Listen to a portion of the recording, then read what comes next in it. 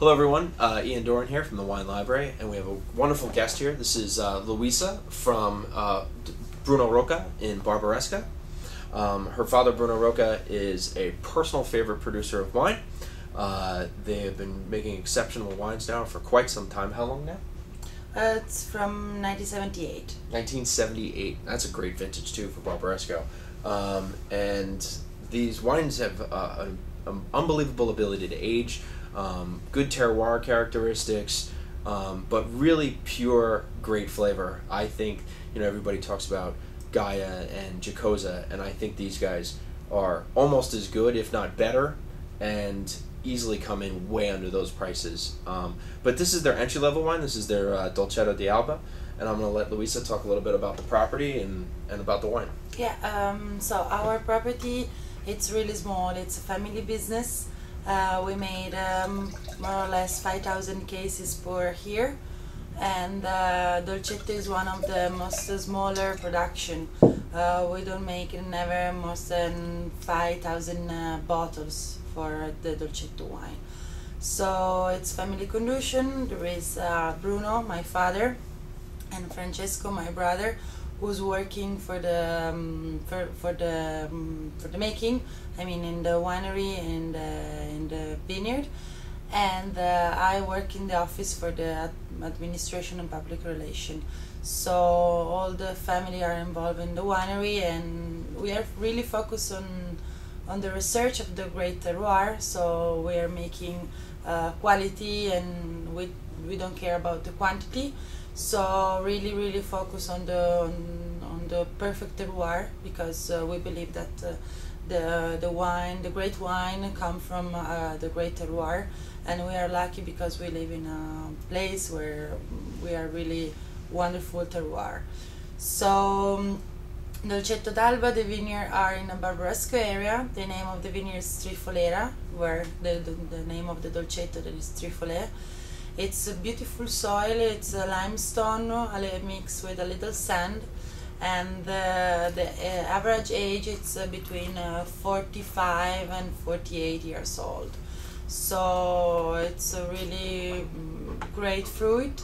Dolcetto is a wine made for the easy drink, so to drink fresh. So we made after the harvest, we made fermentation in steel tank, not high temperature, not for long, for keep the freshness to the fruit. And then we make the malolactic also in steel tank, so we don't pass any kind of wood. And then the wine is stabilized in cold, natural cold during the winter, and bottled fresh. So this is the 09 harvest, and so it's when this just present on the market. And your family's excited about 09 vintage? Yes, absolutely. Okay, Yeah. cool. I'm very impressed with this wine. A lot of the reasons why I'm impressed is because, again, I hate using the B word, the Burgundy word, when describing things that aren't Burgundy. I think it's kind of, it's not appropriate, but it really applies here. I mean, this is very pure, very feminine, lots of red fruits to it, good tannins. You usually get really good tannins in Dolcetto, which is something I really appreciate about it. Very food-oriented wine, but there's almost a strange dichotomy because the tannins aren't bracing. The wine's opening up pretty quickly, but the fruit really marries well. So you got a really nice, balanced, pure, pretty, clean wine. And I'm very impressed. And the B word's appropriate because of the limestone word I heard before, which is extremely common in Burgundy. It's really what makes Burgundy Burgundy.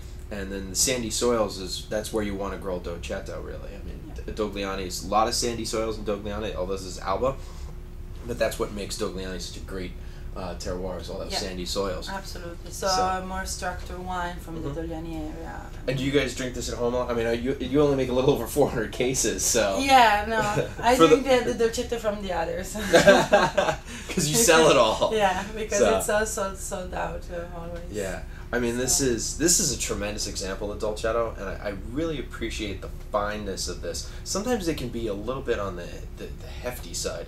You know, they're a little bit more juiced up, and the prettiness of this. Does this age well? I mean, do you guys go back and taste this a couple of years later? I don't, but for my father and my brother, they do. And I mean, it's not Dolcetto is not for a long aging, but 3, 4, 5 years, no problem for the Dolcetto, because like you can feel it's have a good structure in the back. I mean, it's easy fruit, it's fresh fruit, easy drink, but I have also a good structure too, and then at the end in the back. So for a few good age, and we use just cork, not silicone cork, because we made all natural as possible. So and the cork help us for the aging of the wine. No, I think this is somewhat unrepresentative of Dolcetto because of how big some people are making it, but I really appreciate the fineness and the prettiness, and I think it stands out amongst a crowd of common on common. You know, everybody's making the same style, and I think this really stands out. And they're really known for their Barbarescos. One of their great terroirs is Rabaya, which is a vineyard that Giacosa harvests from as well. Yes. And it comes in about half the price, and I think it's every bit the quality. And then your flagship wine is Maria Adelaide as well. Yeah. And that comes from Rabaya as well. No, Maria Adelaide is a selection of the best Nebbiolo grape that we have. So it can come from all the vineyard Nebbiolo have that we have, and it's a personally selection of my father, Bruno, that he does just in a great harvest, and he choose the grape that in his opinion are the best. So and he put in a separate still tank where he made all the process of the making by itself, and after every step the wine are tasted. If something it's not correspond to the Bruno Rocca taste, he don't bottle it like Maria Adelaide. We like to hear that. We like it when producers want to push the envelope of quality, and then they're not afraid to forego a vintage, which I think is a great thing. You'll get a better regular Barbaresco out of that too. This is 100% Bruno Rocca taste, Maria Adelaide. It's made by himself and it's his taste. So that is the reason why it's just 3,000 bottles. Wow. So that's 250 cases out there. Yeah. So you're hearing 400 cases of Dolcetto and $250. Yeah. 250 cases of